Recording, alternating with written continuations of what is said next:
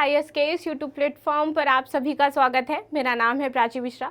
सर्वप्रथम उन सभी छात्रों को बहुत बहुत बधाई जिन्होंने इस साल यूपीएससी में चयन लिया है और जो रह गए हैं, इंटरव्यू से बाहर हो गए हैं, तो वो दोबारा से अगेन बहुत मोटिवेशन के साथ मेहनत करें, क्योंकि आप मेहनत करोगे तो ऑफ कोर्स सिलेक्शन होगा ही होगा, क्योंकि आप में और जो सेलेक्ट हुए हैं उनमें कोई भी डिफरेंस नहीं है। और जो सेम तैयारी कर रहे हैं और बहुत अच्छे से तैयारी कर रहे हैं, ऑफ कोर्स उनमें भी कोई भी डिफरेंस नहीं है। क्योंकि कई बार आप देखते हो कि सिलेक्शन अगर किसी एक कैंडिडेट का हो गया है, नेक्स्ट ईयर उसने एग्जाम दिया, उसका सिलेक्शन नहीं हुआ, तो ऐसा नहीं है कि उसके अंदर काबिलियत नहीं है, आप सभी के अंदर काबिलियत है और आप सभी इस एग्जाम को फोड़ सकते हो।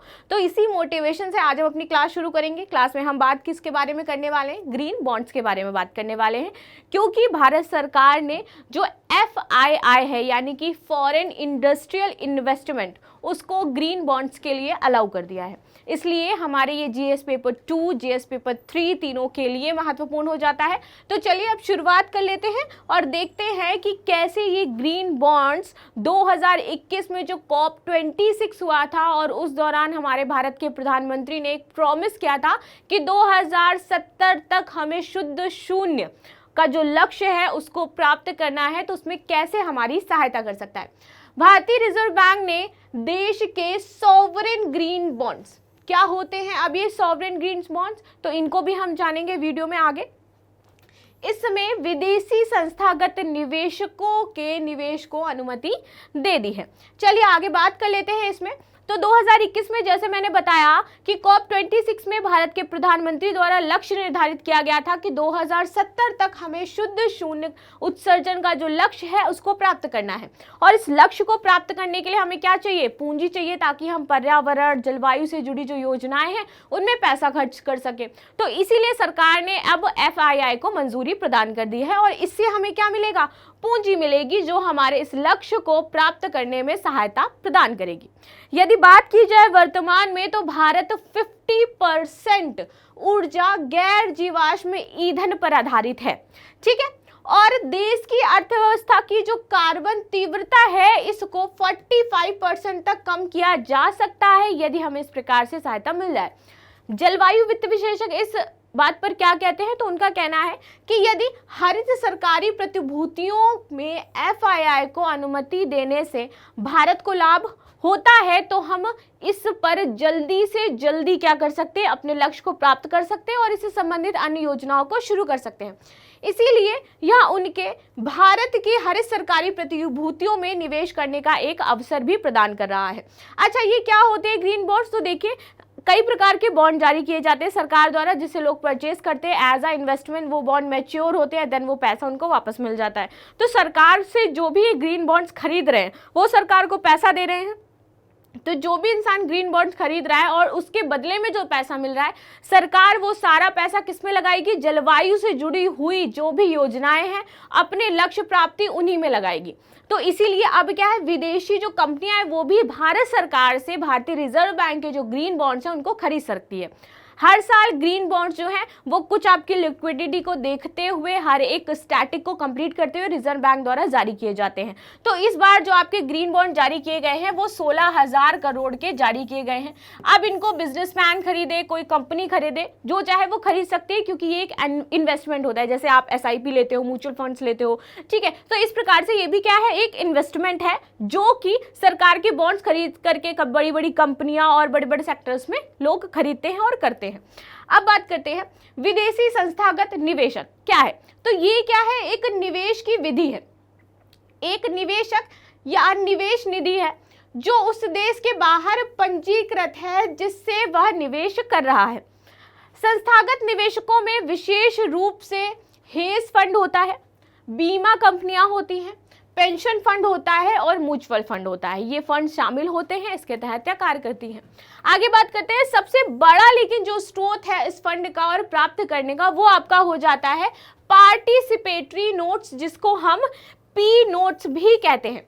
और ये आपका ऑफशोर डेरिवेटिव्स के नाम से भी जाना जाता है। इसके द्वारा हम ज्यादा इन सबसे ज्यादा इसके माध्यम से हम निवेश पा सकते हैं। सबसे ज्यादा इस माध्यम से निवेश जो है वो सरकारों द्वारा एक्सेप्ट किया जाता है। इसी को हम ऑफशोर डेरिवेटिव्स के नाम से भी जानते हैं।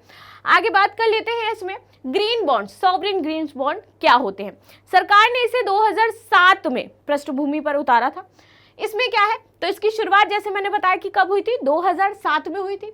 ग्रीन बॉन्ड जारी करता अपनी आय का उपयोग उन परियोजनाओं में लगाएगा जिसके लिए उसने क्या किया है, ग्रीन बॉन्ड को बेचा है, यानी कि जलवायु से संबंधित और जलवायु परिवर्तन और योजनाओं से संबंधित, उसी में वो पैसा लगेगा, इसीलिए वो ग्रीन बॉन्ड उसको नाम दिया गया है। तो जो भी ग्रीन बॉन्ड क्या करेगा, जारी करेगा, वो इससे संबंधित ही सकारात्मक प्रभाव पर डालने वाली जो चीजें हैं उसमें पैसा खर्च करेगा, जलवायु से रिलेटेड। ग्रीन बॉन्ड देशों के द्वारा, कंपनियों के द्वारा, बहुपक्षीय संगठनों द्वारा जारी किया जाता है। तो इसको कोई भी देश, कोई भी कंपनी, जो संगठन है वो जारी कर सकते हैं। हरित परियोजनाओं में आप देखोगे कि नवीकरणीय ऊर्जा है, इस पर पैसा खर्च करेगा वो, स्वच्छ परिवहन, इस पर पैसा खर्च कर सकता है, और हरित भवन, यह आपके इसके उदाहरण है। इसके तहत इस पर कार्य किए जा सकते हैं और बॉन्ड्स बन सकते हैं। आगे बात करें, आरबीआई ने वर्ष 2023 की जनवरी और फरवरी में 2028 और 2033 तक मैच्योर होने वाला जो आपका फंड है, ये हरित बॉन्ड है, इसके 16,000 करोड़ के बॉन्ड आपके जारी किए हैं। जो आपके क्या है, एक तो 2028 में मैच्योर होगा और एक आपका क्या होगा 2033 में। जैसे आपकी पॉलिसीज मैच्योर होती है ना, 5 साल में हो रही है, कोई 10 साल में हो रही है, तो ये बॉन्ड्स भी उसी प्रकार मैच्योर होते हैं। और जो मैच्योर होने वाले बॉन्ड हैं ये आप देखोगे कि 2 किस्तों में है। आगे बात करते हैं, इन हरित सरकारी प्रतिभूतियों को वैधानिक तरलता अनुपात के तहत वर्गीकृत किया जाता है और एसजीआरबी पारंपरिक सरकारी प्रतिभूतियों की तुलना में कम ब्याज देते हैं और इनको ज्यादा ब्याज भी नहीं देना होता है। आगे बात कर लेते हैं, जो अलग फंड है, जैसे बहुत सारे फंड्स निकालती है सरकार, लेकिन जो हरित फंड है उसमें सबसे कम ब्याज देना पड़ता है, बाकी सब में क्या है, ज्यादा है। आगे बात करते हैं, एसजीआरबी से भारतीय अर्थव्यवस्था को क्या लाभ होगा। तो सबसे पहले इससे प्राप्त आय का उपयोग जो होगा वो पर्यावरण के अनुकूल सार्वजनिक क्षेत्र की परियोजनाओं में किया जाएगा। एक तो सबसे बड़ा लाभ हमें यहाँ मिल रहा है, जिससे अर्थव्यवस्था की जो कार्बन तीव्रता है उसको क्या किया जा सकता है, कम करने में मदद मिल सकती है। ये सरकार द्वारा तय किए गए महत्वाकांक्षी लक्ष्यों को प्राप्त करने भी हमारी मदद करेगी। उदाहरण के लिए वर्ष 2022 तक 175 गीगावाट नवीकरणीय ऊर्जा की क्षमता हमें विकसित करनी है, जो कि हमारा लक्ष्य है। और दूसरा हमारा लक्ष्य है कि 2070 तक शुद्ध शून्य जो कार्बन उत्सर्जन है उसको प्राप्त करना है। आगे बात करते हैं सॉवरेन ग्रीन बॉन्ड्स के क्या क्या लाभ हो सकते हैं। सबसे पहले, जारी जो करती है सरकारें और जो नियामक है, इनको जलवायु कार्रवाई और सतत विकास संबंधी मंशा का संकेत प्रदान करती है, उनमें हम लगा सकते हैं। अंतर्राष्ट्रीय ऊर्जा एजेंसी ने वर्ल्ड एनर्जी आउटलुक 2021 की रिपोर्ट में क्या कहा है कि शुद्ध शून्य की प्राप्ति के लिए अतिरिक्त $4 ट्रिलियन के व्यय में 70% विकासशील अर्थव्यवस्थाओं के लिए आवश्यक होगा। यानी कि इसमें जितना पैसा खर्च हो रहा है $4 ट्रिलियन, उनमें से 70% पैसा किसको चाहिए, जो विकासशील कंट्री हैं उनको चाहिए अपना लक्ष्य प्राप्त करने के लिए। तो यदि इस नजरिए से देखा जाए तो सॉवरेन बॉन्ड जारी किया जाना पूंजी के प्रवाहों को गति देने में क्या है, सक्षम है और सहायता प्रदान करेगा। अंत में बात कर लेते हैं हम प्रश्न की। प्रश्न क्या है कि निम्नलिखित कथनों पर विचार कीजिए। सबसे पहला है, ग्रीन बॉन्ड देशों, कंपनियों और बहुपक्षीय संगठन द्वारा जारी किए जाते हैं। एफआईआई एक निवेशक या निवेश निधि है जो उस देश के बाहर पंजीकृत है और जिससे वह निवेश कर रहा है। तीसरा है, भारत का शुद्ध शून्य का जो लक्ष्य प्राप्त करना है वो हमें 2048 तक करना है और भारत की 30% ऊर्जा गैर जीवाश्म ईंधनों से प्राप्त होती है। उपयुक्त में से कितने कथन सही हैं? केवल 1, केवल 2, सभी तीनों या कोई भी नहीं? तो आप सभी कमेंट में मुझे आंसर जरूर बताइएगा। देख लीजिए एक बार क्वेश्चन, क्या क्वेश्चन यहाँ पर दिए गए हैं, सही से पढ़ लीजिए और लास्ट में क्वेश्चन के आंसर जरूर दीजिएगा। इससे आपकी डेली प्रैक्टिस होगी ताकि आप जब इससे रिलेटेड कोई भी क्वेश्चन आए तो उसे आसानी से हल कर पाओगे। तो मिलते हैं नेक्स्ट क्लास में, तब तक के लिए धन्यवाद। लाइक शेयर सब्सक्राइब करना बिल्कुल भी ना भूलें।